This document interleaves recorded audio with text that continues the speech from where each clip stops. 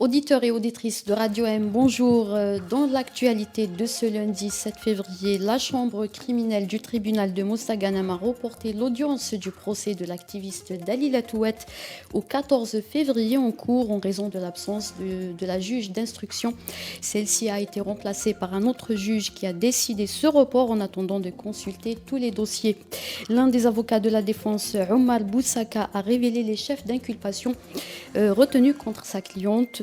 Elle est poursuivie pour incitation à attroupement et atteinte à outrage et outrage à corps constitué, en l'occurrence les institutions de la Sûreté nationale, de la gendarmerie et de l'armée. L'activiste Dalila Touat est détenue dans la prison de Ain Tedles. Elle est en grève de la faim depuis le jour de sa détention, le 31 janvier dernier. Le transfert des détenus grévistes de la faim vers d'autres prisons se poursuit. À Msila, 5 détenus en grève de la faim depuis le 2 février 2022 ont été transférés hier à la prison de Boushada. Il s'agit de Mohamed Atmen, Houssem Chebabi, Kamal Gou, Samir Boubaya et Rami Amroun. Ces derniers ont été placés sous mandat de dépôt par le juge d'instruction du tribunal de Msila le 10 janvier dernier. La mort du petit Ryan au Maroc qui a provoqué une onde de choc a fait réagir les autorités de la wilaya de Msila qui ont décidé de fermer l'ensemble des puits artésiens et traditionnels qui présentent un danger pour la population et les animaux.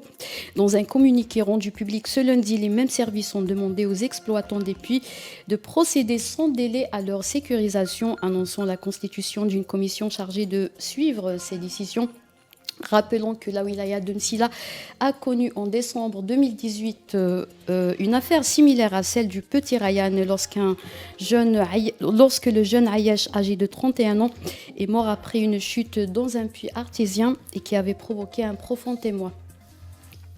Le président de la République, Abdelmadjid Tebboune, a présenté hier à Addis Abeba son rapport annuel sur la prévention et la lutte contre le terrorisme et l'extrémisme violent en Afrique. Il a appelé les pays membres de l'Union africaine à la mise en place d'une liste africaine des personnes, de groupes et d'entités impliquées dans des actes terroristes, y compris les combattants terroristes étrangers. Abdelmadjid Tebboune a également appelé la concrétisation du projet de mandat d'arrêt africain. Le président Tebboune a souligné l'importance de lutter contre le terrorisme et l'extrémisme violent qui s'est propagé vers l'espace virtuel après avoir perdu sa bataille dans l'espace physique. Toujours dans les travaux du sommet annuel de l'Union africaine, le débat prévu hier après-midi sur l'accréditation d'Israël à l'organisation en tant qu'observateur a été ajourné. La décision d'accréditation d'Israël prise en juillet par le président de la Commission de l'Union africaine, Moussa Faki Mahamat, divise les 55 pays membres de l'organisation.